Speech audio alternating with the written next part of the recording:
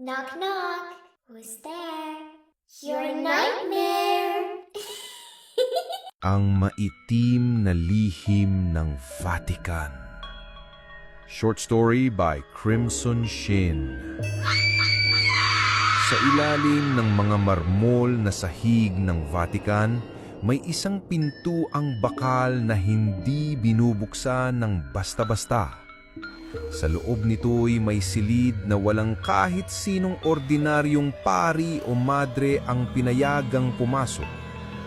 Tanging ang mga napiling miyembro ng Ordo Tenebris, isang sekreto at sinaunang grupo ng simbahan ang may susi sa lugar na yon. Sa loob ng silid na yon, nakatago ang mga kasulatang hindi kailanman tinayagang makita ng publiko. Ang istorya ay nag-umpisa kay Padre Lorenzo de la Cruz, isang Pilipinong pari na ipinadala sa Roma bilang kinawatan ng simbahang Katoliko sa Asya. Matapat siya, masipag, at lubos ang paniniwala sa kabutihan ng simbahan.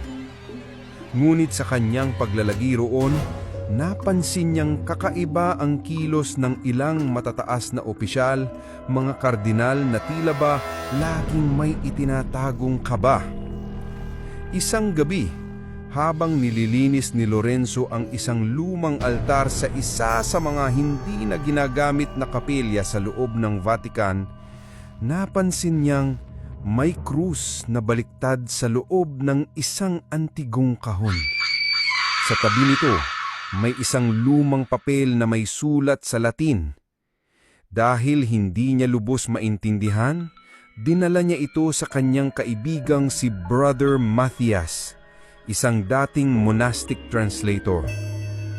Si Brother Matthias ay namutla sa nabasa. Lorenzo, ito'y panalangin ng pagkabuhay, ngunit pabaliktad. Ginagamit ito sa pagtawag sa mga demonyo.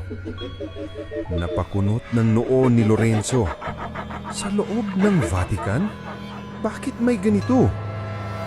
Ito ang tinatawag na liturgia obscura o ang itim na liturgia.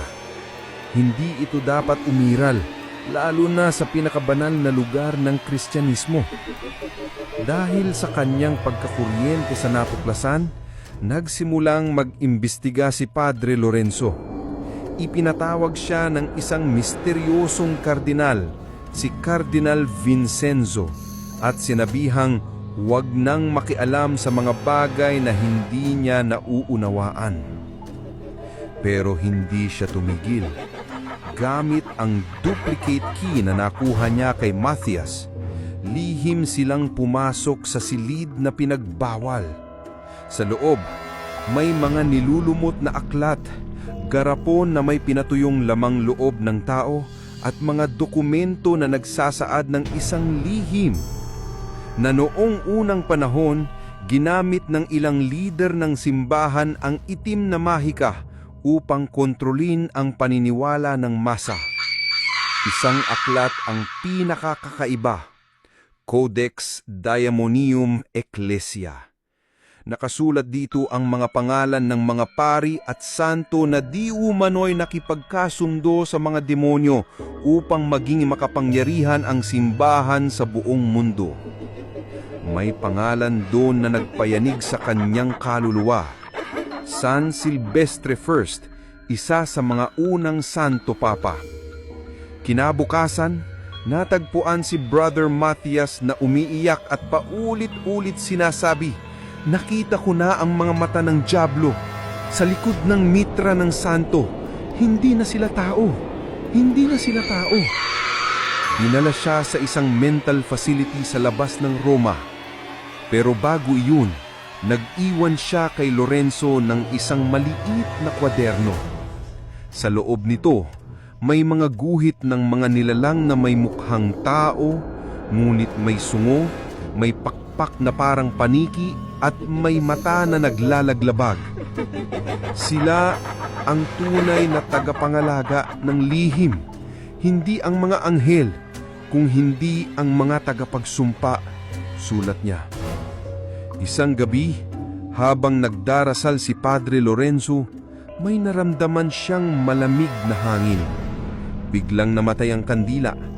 Sa dilim, may bumulong sa kanya.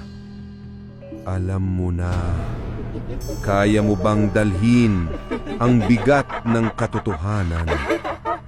Sa kanyang harapan lumitaw ang isang nilalang, nakasuot ng damit ng Santo Papa, ngunit ang mukha ay sunog, walang mata at may dilang mahaba at maitim. Ako si Silvestre at ako ang una sa kanila. Hinimatay si Lorenzo. Pagkagising niya, nasa ospital na siya. Walang gustong maniwala sa kanyang kwento. Ang Vatican ay tahimik, ang Cardinal Vincenzo ay nawala na, di umano'y nagretiro. Dahil sa takot at pagkakabigo, bumalik si Padre Lorenzo sa Pilipinas. Ngunit bago yun, nagpadala siya ng email sa ilang independent investigators at mga eksorsista sa buong mundo. Laman ng email ang kopya ng mga dokumento na kanyang nakuha, larawan ng silid at transcript ng Liturgia Obscura. Ngunit lahat ng kanyang pinadalhan ay nawara, isa-isa. Aksidente, inatake sa puso, nasunog ang bahay. Sa huli, si Padre Lorenzo ay natagpuang patay sa kanyang kwartong pari sa Laguna.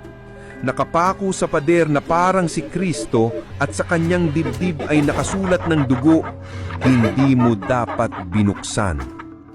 Hanggang ngayon, itinatanggi ng Vatican ang lahat ng aligasyon. Ngumit sa mga lihim na grupo ng simbahan, sa mga underground na eksorsista at sa mga teologong hindi takot sa katotohanan, may usap-usap na hanggang ngayon ay isinasagawa pa rin ang itim na liturhiya sa pinakailalim ng lungsod ng Roma.